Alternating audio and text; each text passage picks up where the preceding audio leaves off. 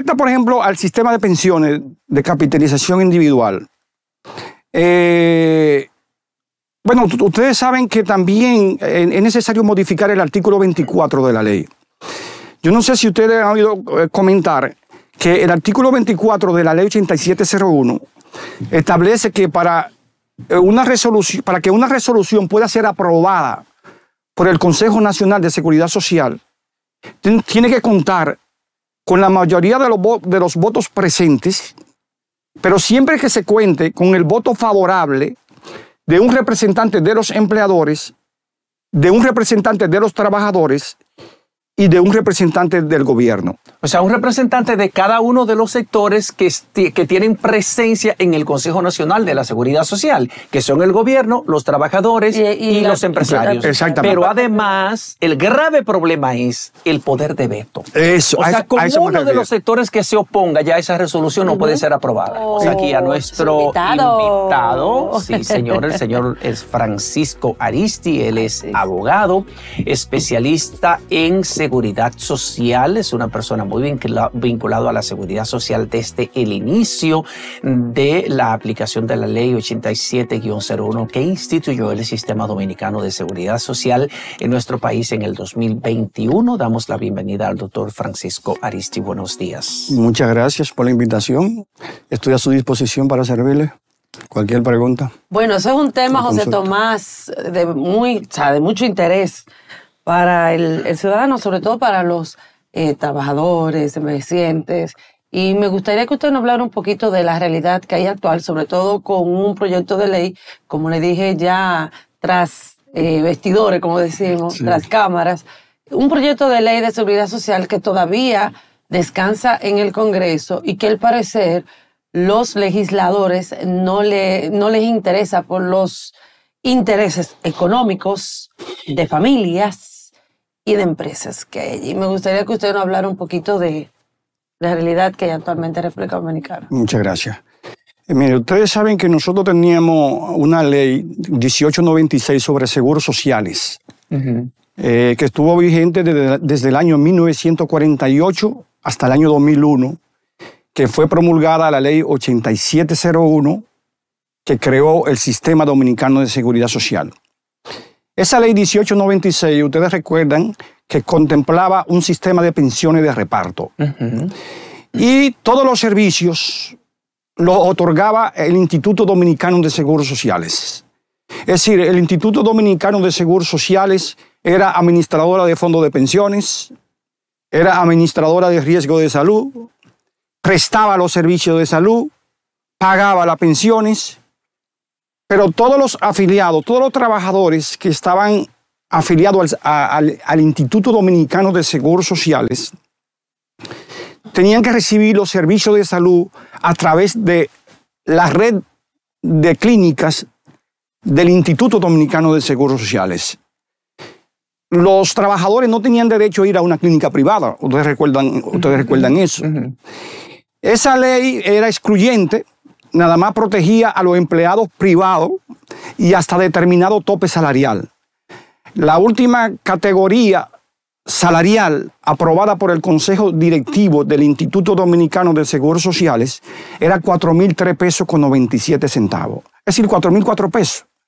Entonces, los empleados que devengaban un salario por encima de 4.004 pesos, el empleador no tenía la obligación de cotizar por ello para el seguro social.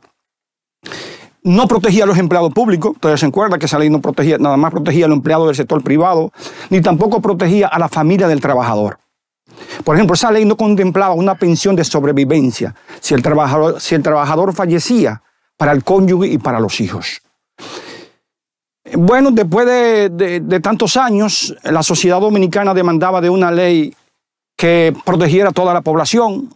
Fue un fenómeno que se dio en el mundo, lo que se llama la universalización de la seguridad social.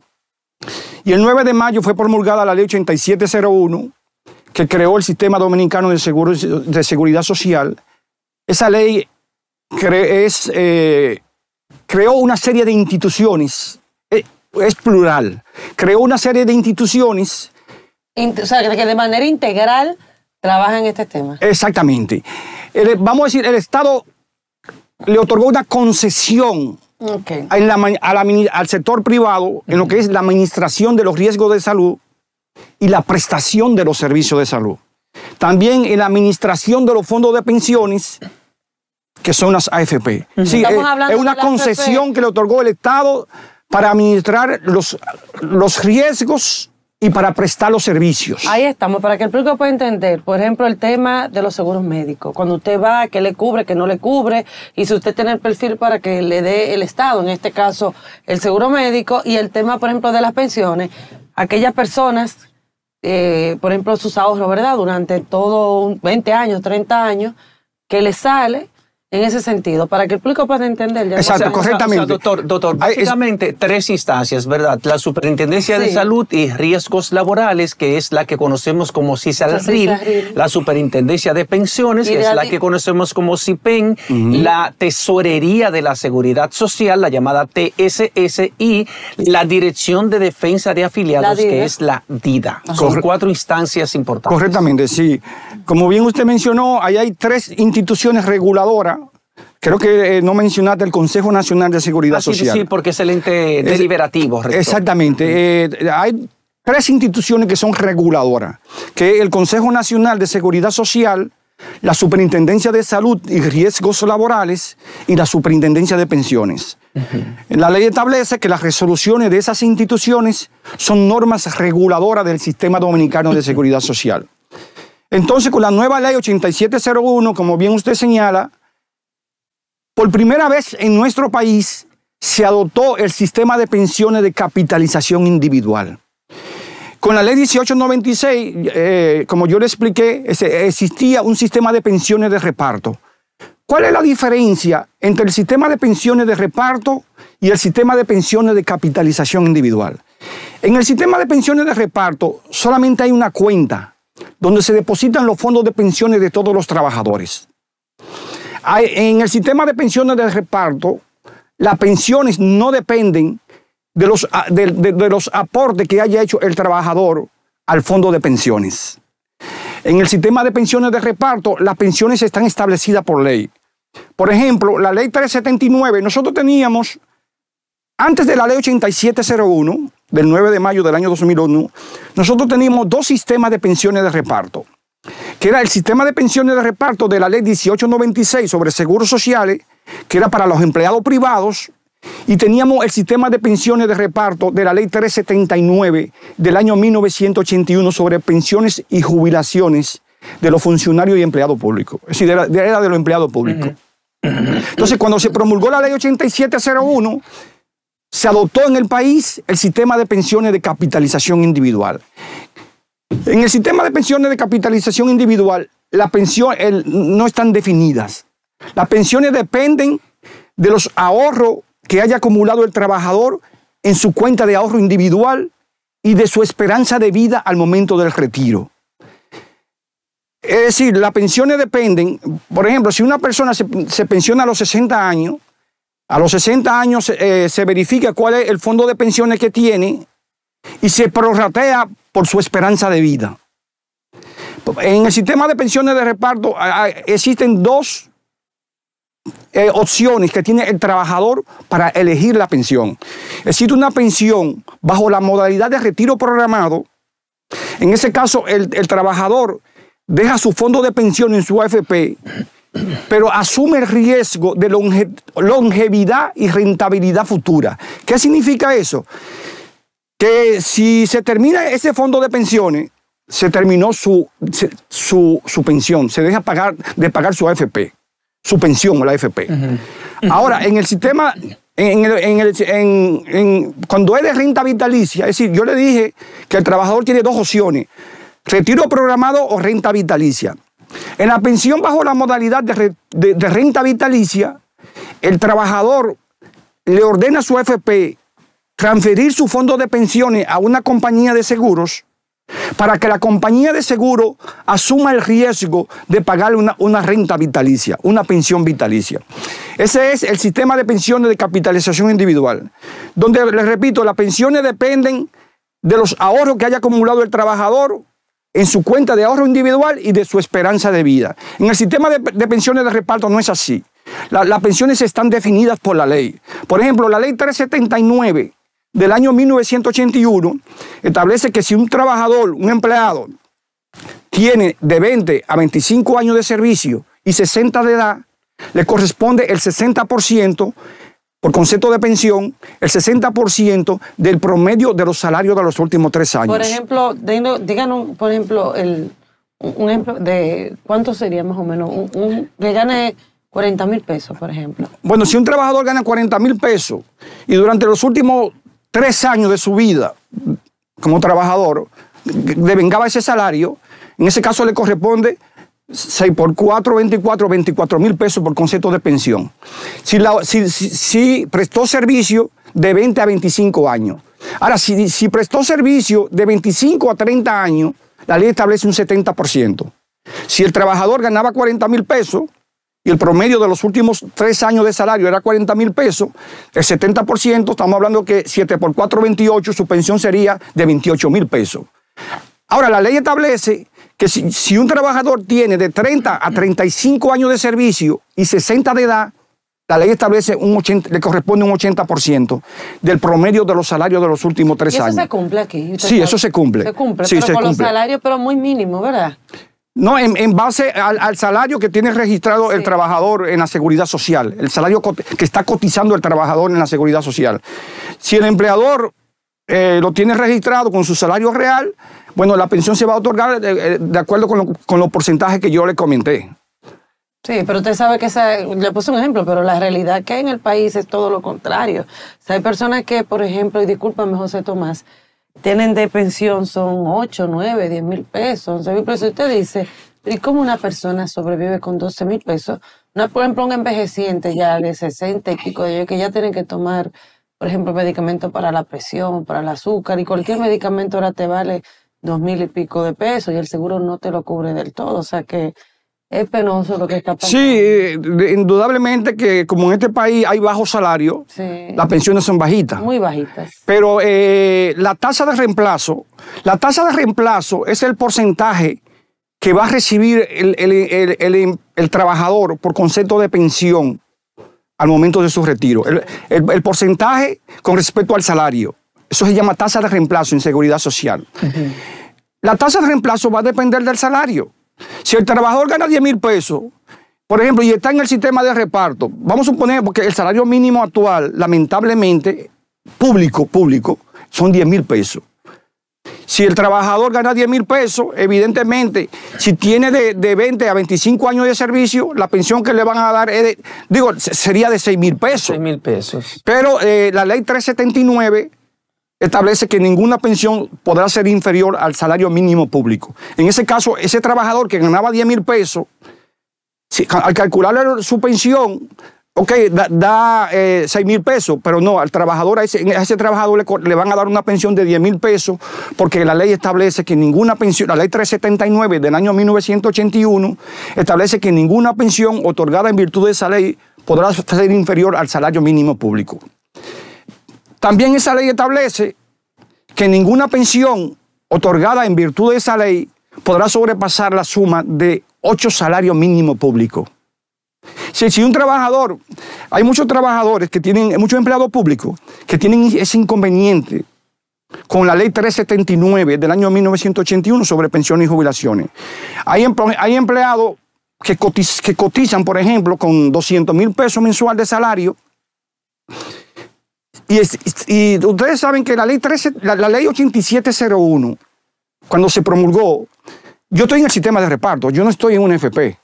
La ley 8701 le dio la opción al trabajador, a los que estaban cotizando para el sistema de reparto de la ley 379, le dio la opción al trabajador de quedarse en el sistema de reparto o de pasar al sistema a una FP, es decir, al sistema de capitalización individual. Yo me quedé en reparto, yo nunca he estado en una FP.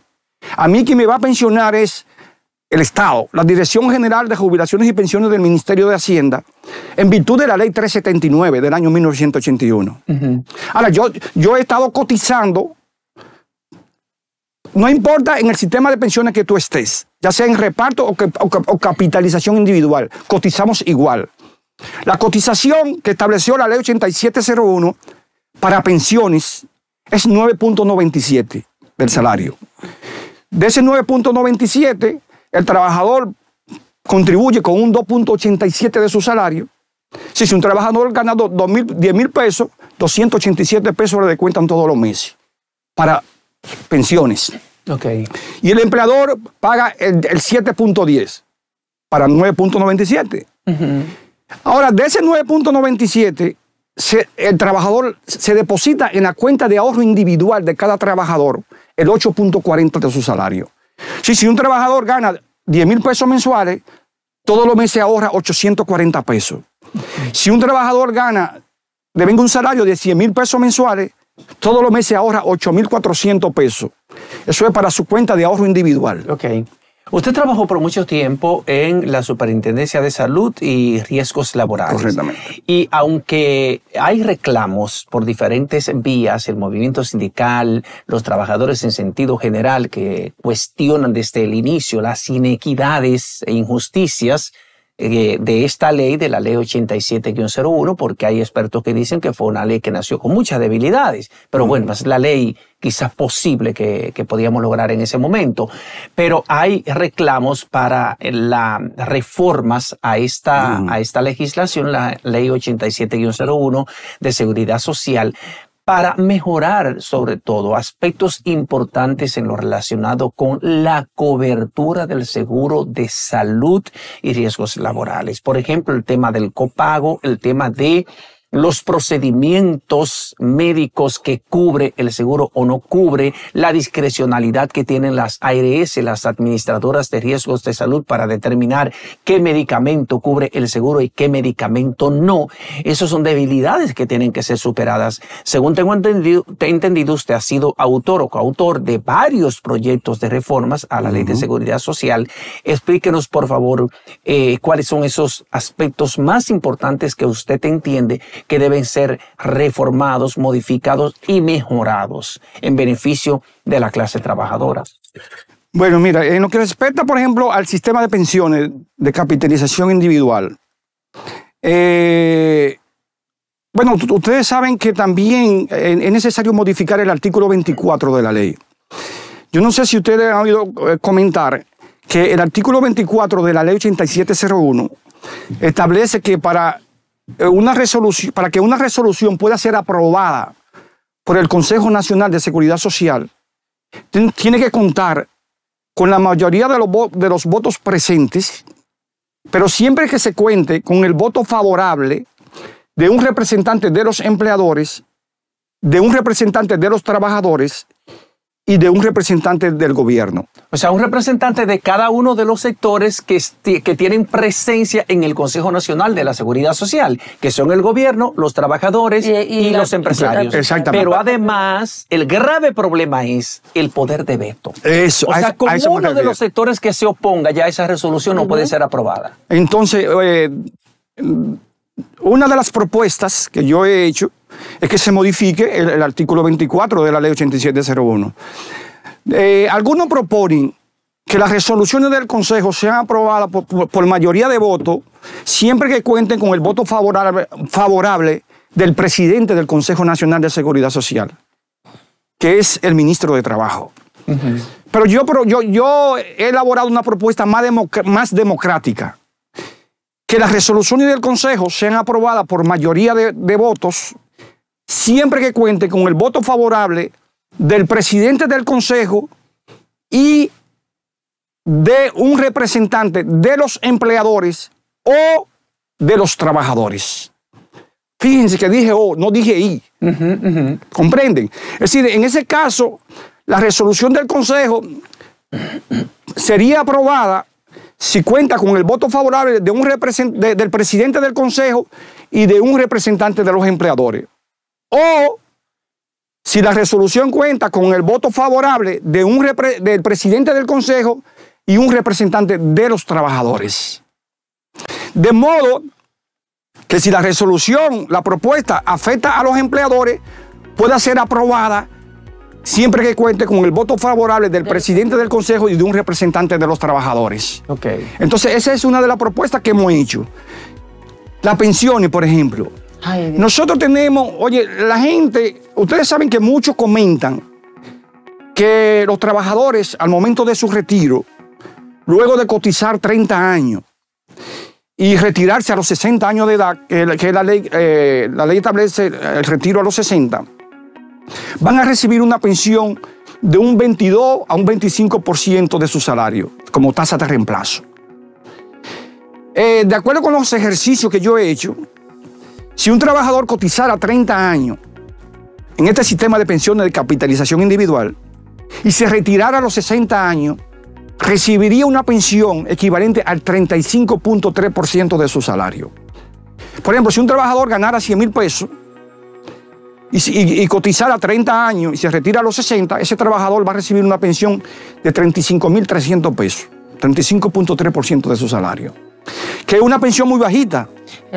Muy bajita. Eso es bajito. Imagínese uno que reciba 12,000 pesos y 8. Exactamente, es una pensión muy bajita. El convenio 102 de la OIT sobre normas mínimas en materia de seguridad social es el convenio más importante en materia de seguridad social, el convenio internacional.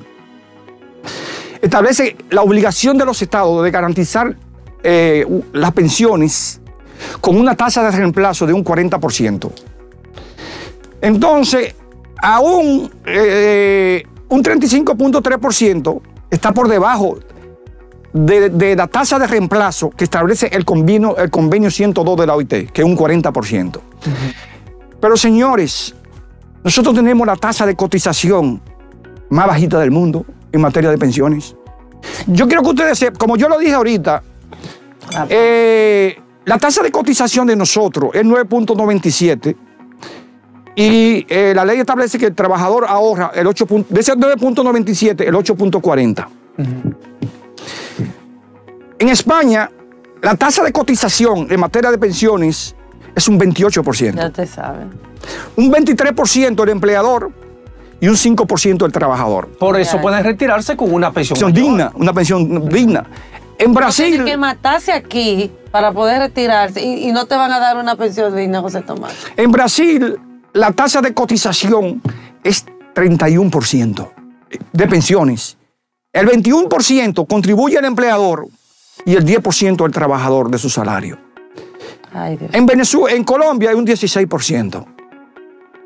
12% contribuye el empleador y 4% contribuye el trabajador para el sistema de pensiones. ¿Cuánto te propone en ese proyecto de ley que está en el Senado, en el Congreso Nacional? Buena pregunta. Mire, yo he hecho los estudios, los ejercicios, y para que un trabajador pueda recibir una pensión al momento de su retiro, un trabajador que cotizara 30 años y se retirara a los 60 años de edad, para que pueda recibir una pensión digna, más o menos equivalente al 60% de su salario, el trabajador tiene que ahorrar mensualmente, en vez de un 8.40 de su salario, el 14.3% de su salario.